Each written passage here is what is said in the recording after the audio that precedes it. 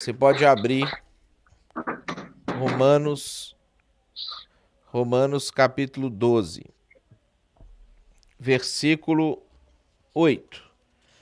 É o texto que Paulo está falando sobre dons, e eu acho que é interessante a gente entrar nessa questão aqui, porque lá no versículo 8, ele vem fazendo uma série de descrição de dons dentro da igreja, e aí ele chega aqui e ele fala assim, ó: se é dar ânimo, que assim faça; se é contribuir, que contribua generosamente.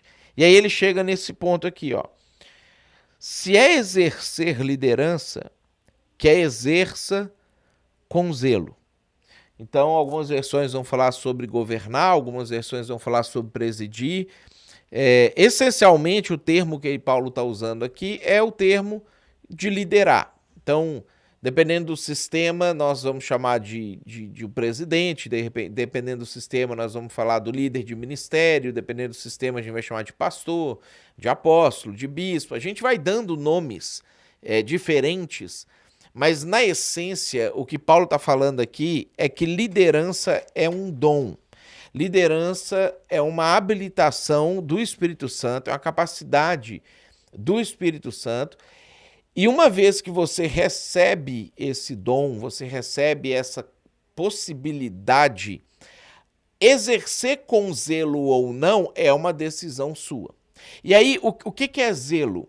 É eu entender com clareza quais são os limites que eu tenho para poder exercer isso aqui.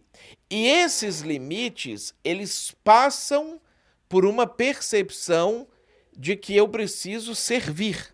Então, quando Jesus, a gente volta lá no texto de Marcos, e ele vira para os discípulos e fala assim, porque o próprio Filho do Homem não veio para ser servido, mas para servir e dar a sua vida em resgate de muitos. Jesus estabelece um parâmetro do que é o verdadeiro trabalho dentro do ministério cristão. Aí, quando a gente volta lá na Mishnah, que fala sobre ame o trabalho, a ideia é que eu preciso amar essas ações e não o que essas ações vão me habilitar a fazer ou me capacitar a fazer. Você sabe disso porque você passou por isso, e se você hoje lidera numa posição em que você nomeia líderes especificamente, você decide quem vai ser um auxiliar seu no ministério ou quem vai ocupar determinadas posições administrativas dentro de um ministério, você acaba muitas vezes escolhendo para aquela posição a pessoa que faz mais. A gente é sempre tentado a preferir, puxa, o cara que chega mais cedo, sai mais tarde, se dedica mais. Se você chamar ele em horários impróprios, ele vai naqueles horários também. Ele está sempre à disposição, ele está sempre aí, ele está sempre... A gente tem a inclinação e a tendência por essas pessoas. Então, existe um problema que nem sempre essas pessoas são líderes, nem sempre essas pessoas têm o dom de liderança. Agora, a pessoa que vai liderar tem que ter essa postura também. Então não é porque tem a postura que você coloca, mas você precisa observar se essa postura existe na pessoa. Por quê? É a postura de alguém que ama o serviço. Então, quando a gente vai trabalhar essa questão da liderança com zelo, a gente vai perceber o seguinte: dois extremos que podem existir dentro da igreja e na liderança da igreja. Existem igrejas que são lideradas por pessoas que têm aqueles dons, quando a gente vai lá em Efésios 4, que fala do apóstolo, profeta, evangelista, pastor e mestre.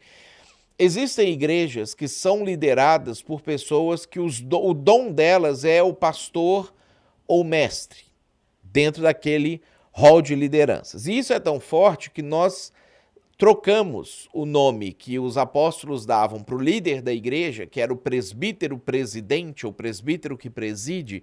Hoje a gente chama esse cara de pastor, porque meio que a expectativa nossa é que ele tenha aquela função. Só que igrejas lideradas por pastores e mestres não crescem, não vencem o desafio. Por quê?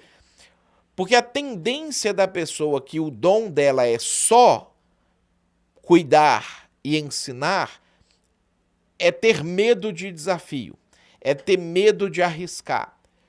Ele quer manter o que existe, ele quer dar manutenção, ele tem medo de perder quem já chegou se ele fica prestando atenção em quem ainda não está ali presente. E nós vamos ver que boa parte das nossas igrejas que não crescem é porque o líder não tem o dom de liderança, ou se tem o dom de liderança, não faz isso com zelo. Ele pastoreia com zelo, ele ensina com zelo, mas ele não arrisca, ele não cria novas situações, ele não avança com a igreja para novas posições.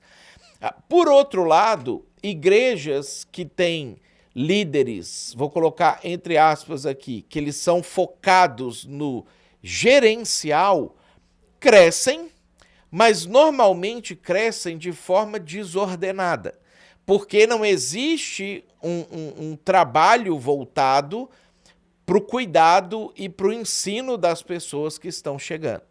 Então, às vezes até livros de liderança que a gente costuma ler, eu percebo que eles são focados em um desses pontos, normalmente tentando contrapor o outro.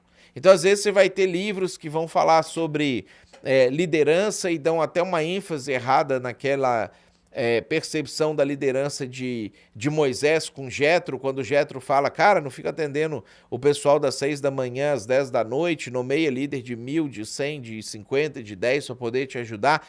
E aí esses livros vão escrever na perspectiva de que o líder, ele não deve pastorear pessoalmente, ensinar pessoalmente, cuidar pessoalmente, ele tem só que ficar criando camadas e camadas e camadas e gerenciando esse tipo de coisa. Aí a gente vê igrejas que crescem nessa perspectiva e às vezes elas se tornam disfuncionais. Aí nós começamos a ter outros livros que vão falar sobre liderança, e talvez o Eugene Peterson, ele escreveu alguns livros nessa medida, a gente tem outros bons escritores que foram por esse caminho, que vão dizer assim, não, o pastor ele não deve ter uma igreja que seja maior do que o número de pessoas que ele dá conta de conhecer pelo nome e as suas histórias.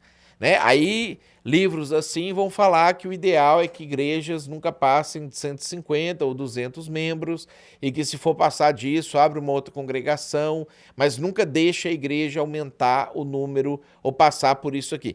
Essas perspectivas, normalmente, são perspectivas que estão se combatendo, que estão tentando lidar com que o extremo de uma dessas ações trouxe e falando assim, ó, tá vendo? 200 pessoas não alcança o mundo, a gente precisa de milhares de pessoas para alcançar o mundo com o evangelho. E aí essa fala assim, ó, tá vendo? Milhares de pessoas, as pessoas não entendem o que elas estão fazendo, elas estão descoordenadas, elas não são pastoreadas, nós precisamos cuidar de 200 pessoas e deixar que Deus cuide do resto e levante líderes e pessoas para poder fazer aquilo. Nós não encontramos eco disso em nenhum lugar da Bíblia, porque a gente não vê a Bíblia contestando essas coisas. A gente vê a Bíblia apresentando dons disso e apresentando um dom específico, que é o dom de liderança, ou aquele que preside, ou aquele que governa, dependendo da versão da tradução da Bíblia que você está utilizando, que é a pessoa que consegue conviver com esses dois mundos. Agora, para conviver com esses dois mundos, a gente volta naquela posição. Dá trabalho, você tem que amar isso, porque isso vai te tomar muito tempo, isso vai consumir bastante da tua energia, então tu tem que amar isso e aceitar o posto de mando com desprezo. Porque o seu objetivo não é chegar lá. O seu objetivo é fazer com que essas coisas efetivamente acontecem. E aí, quando a gente vai falar sobre esse dom de liderança, e aí eu vou começar a caminhar aqui para o final para a gente discutir esse assunto aqui, líderes com o dom, eles não se intimidam por desafios. E nem perdem de vista que pessoas são mais importantes do que coisas. Então, o líder que tem esse dom, ele está conseguindo trabalhar essas perspectivas. Eu não me importo de me arriscar, e eu me arrisco sempre o máximo que puder, mas eu não perco de vista que eu estou fazendo isso por pessoas, e não por uma posição, ou um cargo, ou um crescimento da igreja propriamente dito como um fim em si mesmo.